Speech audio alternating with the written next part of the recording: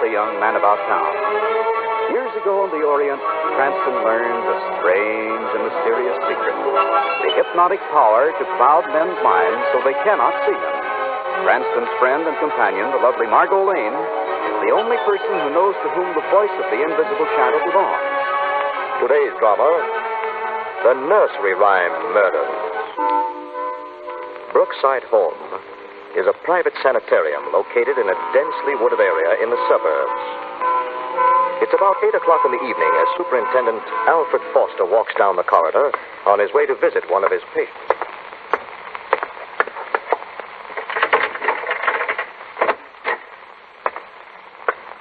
Good evening, Bert. How are you? I'm fine, thanks, Dr. Foster. I've been waiting for you. You should be asleep by now, Bert. Oh, I've been waiting for you to come and read to me. Well, we can't read to you every night. But you promised. You said if I ate all my supper, you'd read a story to me. And I ate it all, Dr. Foster. Every bit of it. The cereal and everything. Read to me now, please. We told you, Bert, that after you'd been here a while, we'd have to stop reading to you at night. You're not going to read to me? You're tired tonight. A little feverish, too, I think. Now, just go to sleep, and in the morning... I won't. You promised to read me a bedtime story. And now you broke your promise. Bert, you mustn't get excited You like that. broke your promise. Bert, stay where you are. Don't come any nearer. You're bad, and I'm going to hurt Bert, you. no. Take your hands off my throat. Orderly. I'll make you read me one. Orderly, hurry. What is it, Dr. Foster? What? Bert. Get him off me quick, Andrews. Let him go. There. Now stay over there, Bert. Thank you, Andrews. That was close. He promised to read to me, and he broke his promise. You want me to get one of the other orderlies, Dr. Foster? No, that's all right, Andrews. Bert just got a little excited. I can handle him all right. I don't know. I think we ought to send him over to the violent ward. You better not send me away. You better not. Now, Bert. You better not try and send me away. If you do, I'll hurt you all. I'll hurt you all bad.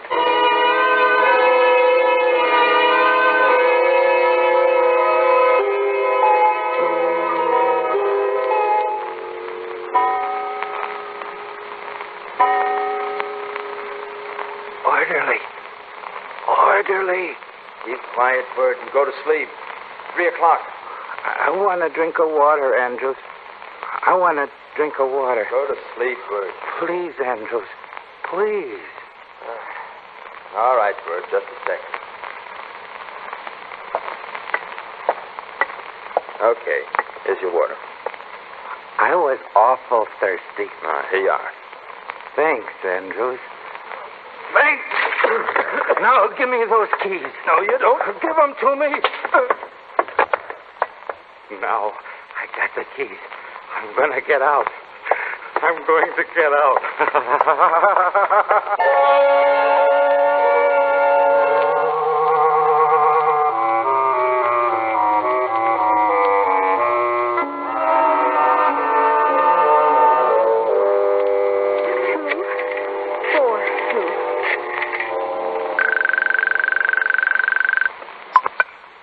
At home. Hello, this is Polly Andrews. I'm Harvey Andrews' wife. Oh, yes. Hello, Mrs. Andrews. Is my husband there? I'm sorry, Mrs. Andrews, but he isn't in. All the orderlies are out in the grounds hunting for Bert Eustace. He escaped last night, you know. Well, that's just it, operator. Our cottage is at the north end of the grounds. I understand Eustace is violent. I'm here all alone, and, well, I'm frightened. I don't know what we can do. I'll tell Mr. Andrews to phone you when he gets back here. Well, all right, thanks. Not at all. Goodbye, Mrs. Andrews. Goodbye. Who's that? Who's there? Hello, Polly. You! No! Don't! Little Polly Flinders sat among the cinders, warming her pretty little toes. Her mother came and caught her and whipped her little daughter for spoiling her nice new clothes.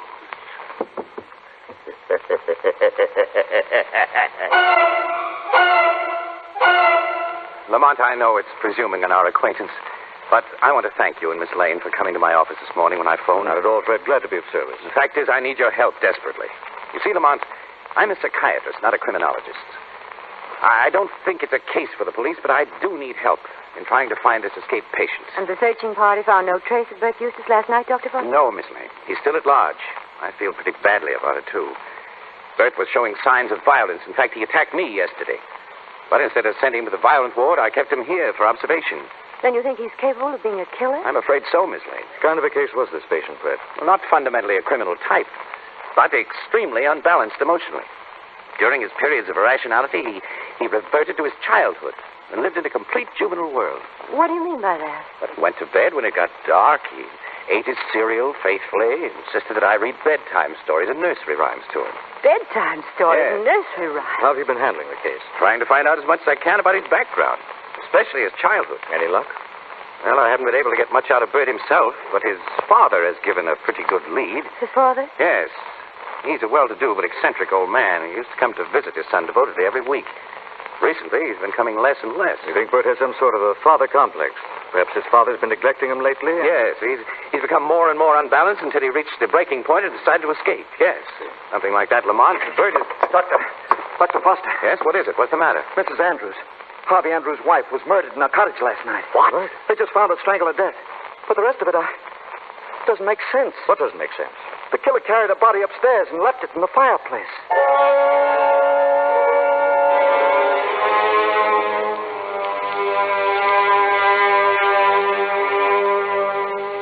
This is horrible. Poor woman's body curled up in the fireplace like this. Very strange resting place. Yes. Notice one other thing, Fred. Yes? Killer took the shoes off the corpse. But why? Why did he take her shoes off? Why did he carry her body upstairs and put it in the fireplace? It doesn't make sense.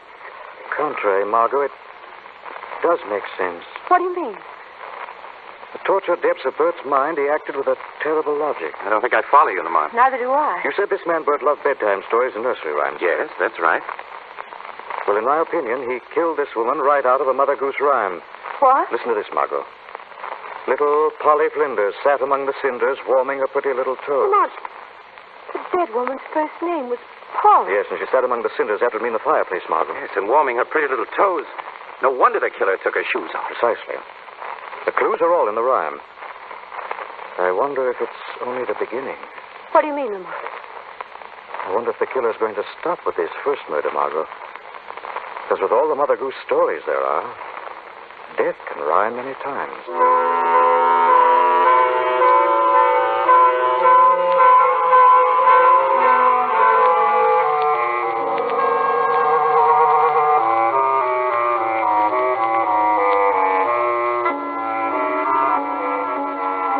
Oh, Lamont, Miss Lane, I'm glad you're here.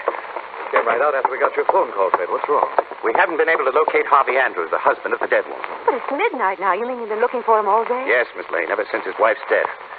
Andrews was out trying to find Bert with the rest of the searching party, and now he's vanished. The woman is killed and her husband disappears. Oh, pardon me a moment. Hello? This is Parks, Dr. Foster. Could you come out to the reception room for a minute? Yes, of course, Park. Lamont, Miss Lane, if you'll excuse me for a moment, I'm going out to the reception room. Maybe the searching party has come in. Yes, of course. Lamont, do you suppose Bert has killed the orderly as well as his wife? I don't know, Margot. Strange I haven't been able to locate him yet. Oh, it's Dr. Foster's phone, Lamont. Yeah. I suppose I better answer it. Hello? Listen, Doctor. Little boy Blue, come blow your horn. The sheep's in the meadow. The cow's in the corn. Where's the little boy who looks after the sheep? He's under the haystack, fast asleep. Who is this? Who is this? Hello? Hello? What's the matter, Lamont? Who was that? Bert Eustace, Margot. Come on, I think we better get outside fast. Where are we going? To the farm and back to the sanitarium. What do you expect to find out there? I wouldn't be surprised, Margot, if we found Little Boy Blue. I don't think we should be wandering around the grounds in the middle of the night without Dr. Foster. Dr. Foster will be very glad we left without him, Margot. Hold the flashlight up. Isn't that a haystack next to the barn? Yes, Lamont. Come on, Margot. But careful, we may be walking into a trap. Here we are. There's a pitchfork. I'm going to start digging. Lamont, what you expect to find? Killer's given us a clue, Margot. If I'm not wrong... Good Lord. There's a body under this head. It's Andrews. And he's wearing a blue orderly's jacket. Yes, Margot. Little boy Blue. Only this little boy Blue isn't just fast asleep. He's dead. Lamont, listen.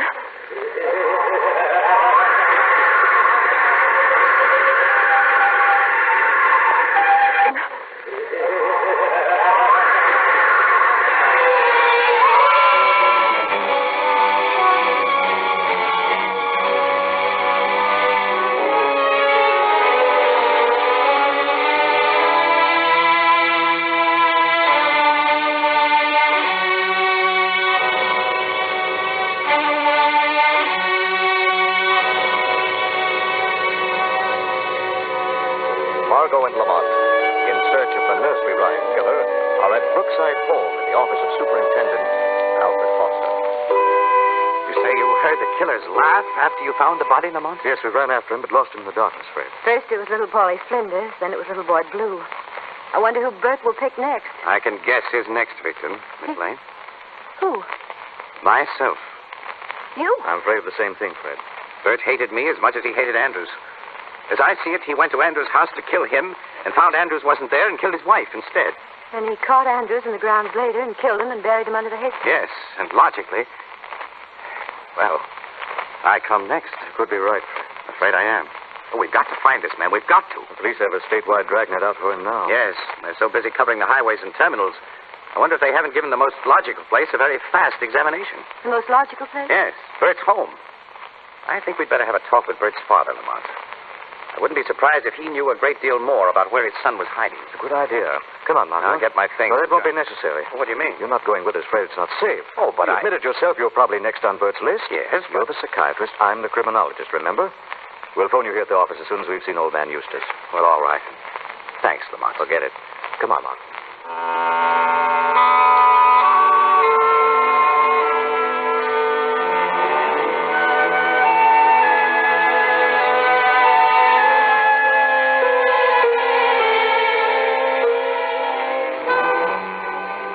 So, Mr. Eustace, at Dr. Foster's suggestion, we decided to come here to see you.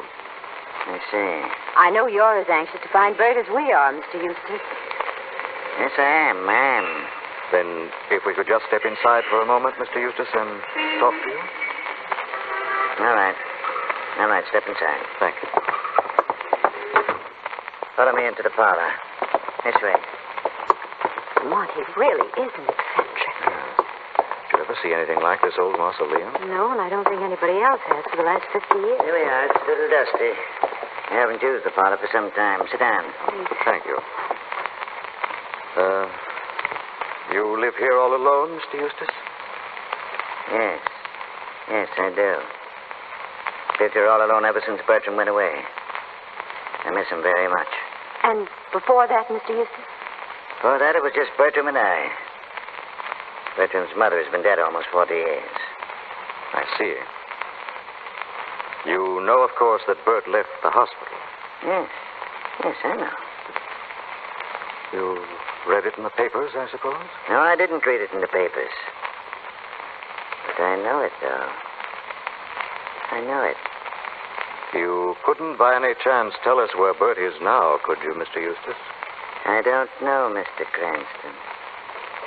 I don't know. What's that? What was that noise? Must have been the cat. She must have knocked something over upstairs. Those are hardly the footsteps of a cat, Mr. Eustace. Oh, they aren't, are they? Must be someone else in the house. I think there is. Then I better find out who... Come back here, Mr. Eustace. Mr. Eustace! Quick, Lamont. He's locking the door. Mr. Eustace! He bolted it. It certainly has, Margot. We're locked in.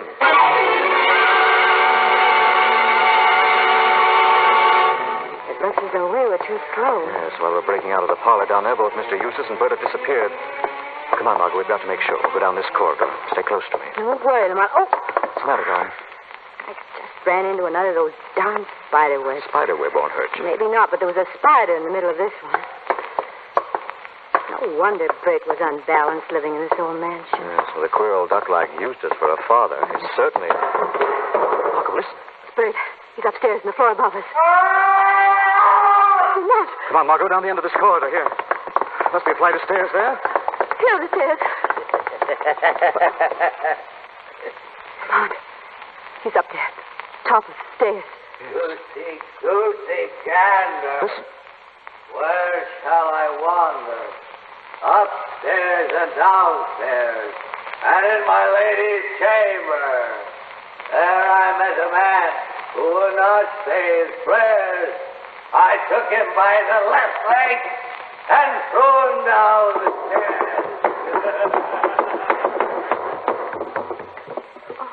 Lamont, it must be Mr. Eustace. Poor old man. Wait a second till I have a look. Here's the flash. Maybe the old boy is... What's the matter? Margot, this isn't Mr. Eustace. It isn't. No. It's Bert.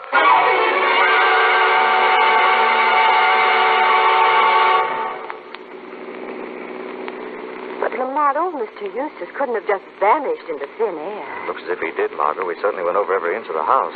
You really think we can pick up his trail at Dr. Foster's house? That's the most logical place to look for him now. Oh, that's Fred's place up ahead. Here we are. That's you, darling. Thanks. Now, if we can just... What's the matter? Well, I saw something in the car headlights. What? Figure of a man back there behind the garage. Looked like old man Eustace. Oh, Lamont. Margot, I'm going around back. You go into Fred's house. Tell him I was delayed. Be careful, darling. Please, that old man is a crazy killer. Shadow's going to set a trap, Margot. This time, I think the crazy killer has spoken his last nursery rhyme.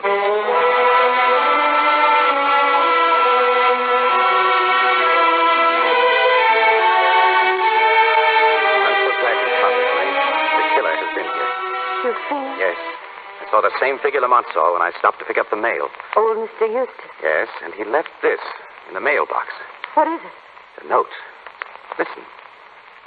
Dr. Foster went to Gloucester in a shower of rain. He stepped in a puddle up to his middle and never went there again.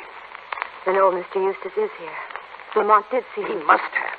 It must mean that crazy killer is going to creep into this house and murder me in the night. He's out of his mind. None of us is safe anymore. We're all... Why, this is strange. What is it? The killer really is close. Here's another note. Here on my desk. Eustace must have slipped in through the window and left it. Another note? Yes. And the odd part about it is, it's addressed to you. To me? Yes. Read it. See, saw, Marjorie Daw. Jackie shall have a new master. He shall have but a penny a day, because he can't work any faster. I don't understand. Marjorie Daw. It's almost like Margot. You mean the killer? I'm afraid he means you, Miss Lane. Margot. Marjorie. Very close, aren't they? Close enough for all practical purposes. Dr. Foster, why are you looking at me like that? It's a nice rhyme, isn't it? It has a swing to it. See-saw, Marjorie Daw. Jackie shall have a new master. He shall have but a penny a day because he can't work any faster. You're the nursery rhyme killer. Yes, Miss Lane, I am. I love nursery rhymes. Old Mother Hubbard went to a cupboard to get a poor dog a bone. Stay away from me. Little Jack Horner sat in the corner eating his Christmas pie. Stay away. Jack and Jill went up the hill. Wait. Peter, pumpkin eater. No. These four, Marjorie. What's that? Who's in this room? I don't see anyone. Someone I can't see. Who are you? You like to hear a little nursery rhyme, Dr. Foster? Who are you? I have a little shadow that goes in and out with me. What can be the use of him is more than I can see. Stop. Very, very like me from the heels up to the head. And I see him jump before me when I jump into my bed. Stop it. I'm going mad. You're mad already, Foster. Your mind has been clouded by the dark shadows you profess to study. Who are you? The shadow, Foster. The shadow here to see justice done. Shadow? You thought you could blame these murders on Bert and then on his father. You became so obsessed with his case that your own mind broke under the strain. Let me out of here. I've got to get out of here. No, Foster. The state has a place for you. A place where never again will you be allowed loose among society. A place where you can safely recite nursery rhymes to your heart's content.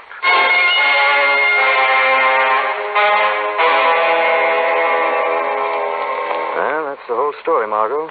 Foster wasn't a doctor at all. He was just a clever quack who outsmarted himself. He became so obsessed with abnormal cases such as Bert Eustace that he became unbalanced himself.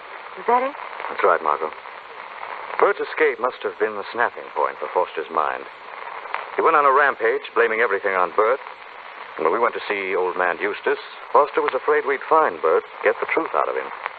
So he had to get rid of Bert and then shift the blame to the father. Then Foster was the one Polly Andrews saw, and it was his voice we heard on the phone. Both Bert and his father were completely innocent. That's right, Margaret. I still don't see why he called you in on the case when he was guilty, Lamar. And that's how he outsmarted himself. He didn't want to risk calling in the authorities, but he did need an outsider to verify his alibis and corroborate his statements. I'm a criminologist. We'd met before, and it seemed like the logical choice. I see. Well, after that case, there's one thing I'm sure of. Oh, what's that, Margaret? If I ever have to read to a child again, it's going to be from the Encyclopedia Britannica.